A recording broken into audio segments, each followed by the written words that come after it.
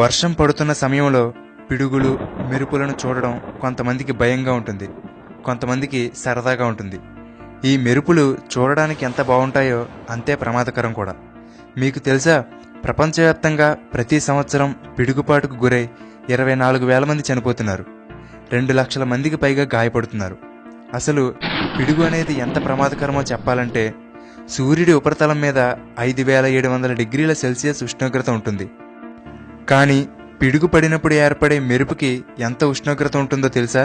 సుమారుగా 29,000 డిగ్రీల సెల్సియస్ ఉష్ణోగ్రత. అంటే సూర్యుడి కన్నా 5 రెట్లు ఎక్కువ వేడనమాట. అంతేకాదు, ప్రపంచవ్యాప్తంగా ప్రతి సెకనుకి 100కి పైగా పిడుగులు పడుతున్నాయట. కాబట్టి అటువంటి ప్రమాదకరమైన పిడుగుల నుండి మనల్ని మనం కాపాడుకోవాలంటే ఏం చేయాలో ఈ వీడియోలో తెలుసుకుందాం. చాలామందికి పిడుగు అంటే ఏమిటి, ఈ మెరుపులు ఎలా ఏర్పడతాయి అనే సందేహాలుంటాయి. ఎలాగూ ఈ టాపిక్ వరకు వచ్చాం కాబట్టి దీని గురించి కూడా సింపుల్గా తెలుసుకుందాం. మేఘాల వద్ద ఉష్ణోగ్రత చాలా తక్కువగా ఉండడం వల్ల మేఘాల్లోని వర్షపు నీరు చిన్న చిన్న ఐస్ పార్టికల్స్ రూపంలో ఉంటుంది.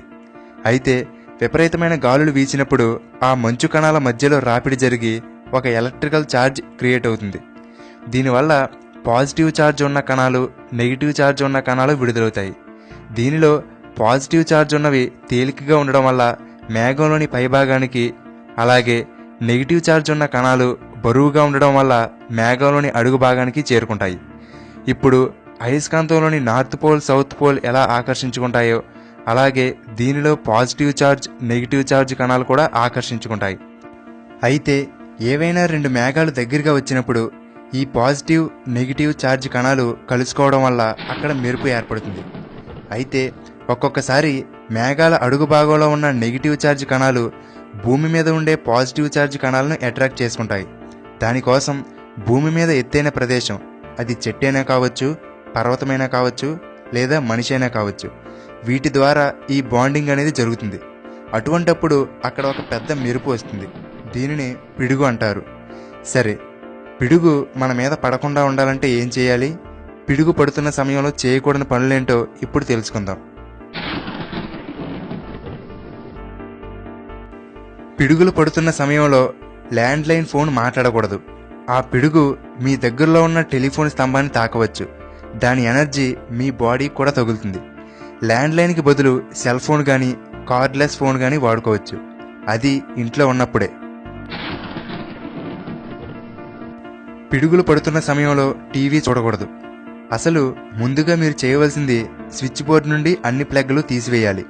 లేదంటే మీ ఎలక్ట్రిక్ వస్తువులన్నీ డ్యామేజ్ అయ్యే ప్రమాదం ఉంది.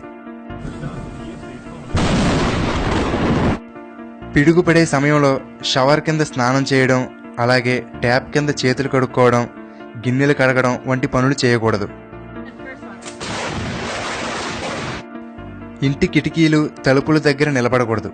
కొంతమంది వాటి దగ్గర నిలబడి పడుతున్న వర్షాన్ని, మెరుపులను చూస్తూ ఉంటారు. ఇది చాలా ప్రమాదకరం. కిటికీలు, తలుపులు మూసివేయాలి. ఒకవేళ మీరు బయట ప్రదేశంలో ఉంటే వెంటనే మీరు ఒక షెల్టర్ని వెతుక్కోవాలి. ఒక్కటి గుర్తుపెట్టుకోండి, ఎట్టి పరిస్థితుల్లోనూ చెట్ల కింద మాత్రం నిలబడవద్దు. అది చిన్న చెట్టైనా, పెద్ద చెట్టైనా. చెట్లు, కరెంటు స్తంభాలు పిడుగులను ఈజీగా ఆకర్షిస్తాయి. కాబట్టి వీటికి దూరంగా ఉండండి. పిడుగులు పడుతున్న సమయంలో వర్షంలో తడిస్తే తడిసారు కానీ గొడుగు మాత్రం వాడకండి.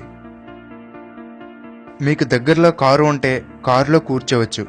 కారు అన్ని డోర్లు క్లోజ్ చేసి మధ్యలో కూర్చోండి. అలాగే FM రేడియో వినడం వంటివి చేయకండి. ఒకవేళ మీకు దగ్గరలో ఎటువంటి షెల్టర్ లేకుండా విశాలమైన మైదానంలో ఉన్నట్టయితే చెట్లకు దూరంగా తక్కువ ఎత్తున్న ప్రదేశంలో కూర్చొని తలని మోకాళ్ళ మధ్యలో పెట్టుకోండి. అలాగే కళ్ళు, చెవులు మూసుకోండి. ఎందుకంటే అంత విపరీతమైన లైటు, సౌండ్ కారణంగా కంటి చూపు, వినికిడి శక్తి పోయే ప్రమాదం ఉంది. మనల్ని నమ్ముకున్న మూగజీవాల్ని కాపాడే బాధ్యత కూడా మనదే. కాబట్టి మీ పెంపుడు కుక్కల్ని కానీ, గేదెలు, ఆవులు వంటి పశువులను బయట వదిలేయకుండా వాటిని ఒక షెడ్ లోపల ఉంచండి.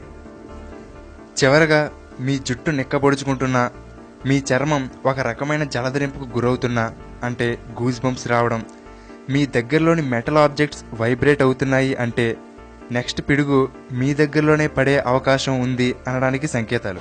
కాబట్టి జాగ్రత్త పడండి. ఫ్రెండ్స్, ఇప్పుడంతా వర్షాకాలం, అందరికీ ఉపయోగపడుతుందనే ఉద్దేశంతో ఈ వీడియోని చేశాను. మరి మీరు కూడా ఈ వీడియోని మీ ఫ్రెండ్స్ అందరికీ షేర్ చేయండి. అలాగే ఈ వీడియో మీకు నచ్చితే లైక్ చేయండి. ఇటువంటి మరిన్ని ఇంట్రెస్టింగ్ వీడియోలు మిస్ కాకుండా చూడడానికి తెలుగుబడి యూట్యూబ్ ఛానల్కి సబ్స్క్రైబ్ అవ్వండి. Thank you for watching.